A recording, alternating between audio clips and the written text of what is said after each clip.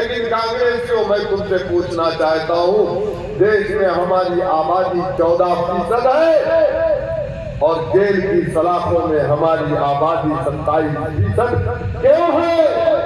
इसका जवाब हमें कौन देगा? कांग्रेसियों मैं तुमसे पूछना चाहता हूँ कि रात के अंधेरे में मूर्ति किसकी हुकूमत में रखी गई? कांग्रेसियों मैं तुमसे पूछना चाहता हूँ कि इस देश का प्रधानमंत्री तुम्हारा था जब सुप्रीम कोर्ट की धज्जियां उड़ाई गई 6 दिसंबर 1992 में अयोध्या के अंदर। किसकी हुकूमत थी? बाबरी मस्जिद का ताला खोला गया, बाबरी मस्जिद का शिलान्यास हुआ। कांग्रेसियों किसकी हुकूमत थी? मैं तुमसे पूछना चाहता हूँ। ये कांग्रेस, अरे बीजेपी तो हमारी खुली दुश्मन है।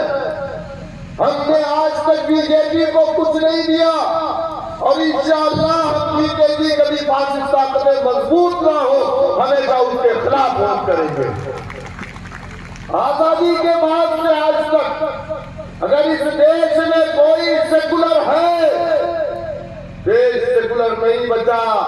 इस देश में अगर कोई सेकुलर है तो वो मुसलमान है, मुसलमान है, मुसलमान। और इस सेकुलरिज्म की गठरी को हमने अपने कंधों पर रख करके चलने का काम किया 1947 दिसंबर के महीने से। और इस गठरी का बोझ ढोते ढोते ढोते ढोते मेरी कमर टूट गई, लेकिन आज भी मुसलमान कह रहा है नहीं, चलो सारी सेकुलरिज्म का बोझ हम उठाएंगे। ये सेकुलरिज्म को लात मारो। सेकुलरिज्म वो है जो संविधान में बाबा साहेब भीमराव अम्बेडकर ने बनाया, लेकिन क्या आज संविधान की बात होती है? क्या आज समानता की बात होती है? क्या आज भेदभाव नहीं होता? कांग्रेस पार्टी का पाला हुआ एक नेता जिसका नाम हेमंत बिश्व शर्मा, वो कांग्रेस पार्टी में पैदा हुआ, कांग्रेस पार्टी में उसकी तरबियत हुई। 2016 में उसे कुत्ते का बिस्कुट खिला दिया था कांग्रेसियों ने। नाराज होकर के गया, बीजेपी ज्वाइन कर लिया और 2017 में बीजेपी का आसाम का मुख्यमंत्री बना। 3-4 कितनी गंदी जबान बोलता है। कभी आपने सुना क्या एक मुख्यमंत्री ऐसी बात करेगा? कल उसने कहा कि मेरा काम है मुसलमानों को परेशान करना और मैं इतना परेशान करूंगा, इतना परेशान करूंगा कि मुसलमान आसाम को छोड़ करके चला जाए। हेमंत बिश्व शर्मा बोलता है कि अगर कोई मुसलमान रिक्शे वाला है, अगर वो 5 रुपया मांगे तो मत देना, उसको सिर्फ 4 रुपया देना। अरे मदरसा उसको परेशान करो। हेमंत बिश्व शर्मा, अंग्रेजों ने हमें फांसी पे क्यों लटकाया था? क्योंकि अंग्रेजों के खिलाफ हमने जिहाद का फतवा दिया था।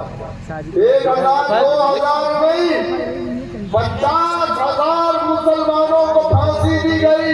हेमंत बिश्व शर्मा, तब हिंदुस्तान में अंग्रेज हुकूमत थी और हिंदुस्तान गुलाम था और मुसलमानों ने अपने घुटने को अंग्रेजों के सामने नहीं देखा। तुम किसको अपना आदर्श मानते हो? वो सावरकर ने 5 मरतबा अंग्रेज हुकूमत को खत लिखा कि हुजूर हमें माफ कर दो, माफ कर दो।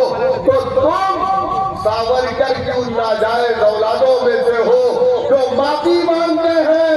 अगर तुम ये सोच रहे हो कि हम तुम्हारी दीदा भक्ति से डर जाएंगे, तो हम डरने वाले नहीं हैं। हम तुम्हारा मुकाबला करेंगे जमहूरी तरीके से।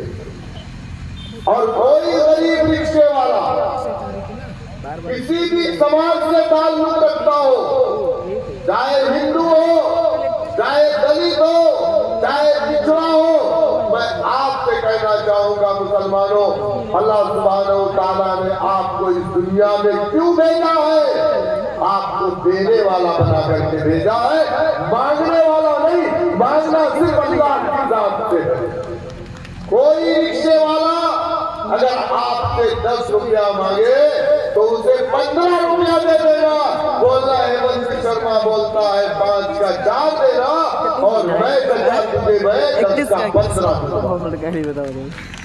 इन्होंने तलवारें बांटी। कल नहीं हमारे परसों देश की, हमारे प्रदेश की पुलिस पर इनको भरोसा नहीं है। नहीं तो हमारे देश की सेना पर भरोसा नहीं। जितनी पार्टियां बनती है हर किसी की सेना बनती है। किशन का है अभी तो वो पियरका चाचा ने भी कोई सेना वेना बना दिया। अब बताओ आप, हमारे सोचो कल एक सेना तारीख कम है क्या? सोचो कल एक तारीख से तुम सेना बना, इनके पास पैसे कहाँ से आ रहे? कहाँ से आ रहे?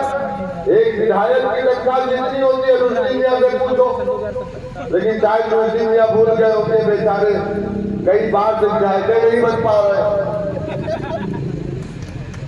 कई बार से विधायक नहीं बन पा रहे। सब मिला जुला करके यादव रामचंद्र के साथ है और यही अब्दुल बेचारा समाजवादी का बोझ अपने कंधों पे रख के जिंदाबाद जिंदाबाद जिंदाबाद किया हुआ। अगर यादव रामचंद्र के साथ न होता तो 2012 में रामचंद्र जीता, 2017 में, चलो 22 में मान लो मेरी वजह से तुम हार गए, चलो मान लेते 10,000 अफजल भाई वोट पाए थे ना, लेकिन तब भी रामचंद्र को 35,000 से जीता ना। अगर हम 10,000 ना पाते तो 25,000 से जीतता, लेकिन इल्जाम किस पे? हम पे। अच्छा, रुश्दी मियाँ की अपनी कोई विचारधारा है? आप बताओ मुझे। वहां से नहीं मिला तो यहां से लेके आ गए।